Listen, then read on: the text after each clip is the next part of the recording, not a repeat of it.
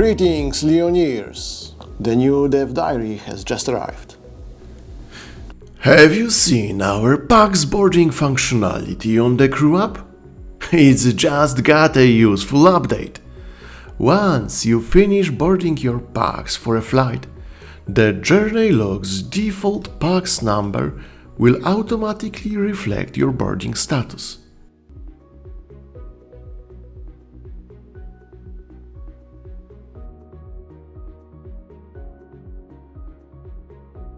On the crew timeline, you can now quickly change aircraft for a flight using our brand new Swap Aircraft functionality. In this sprint, we've added a new setting for your account. You can now choose whether to round the block times on your flight, a feature especially useful for clients who update their block times from ForeFlight.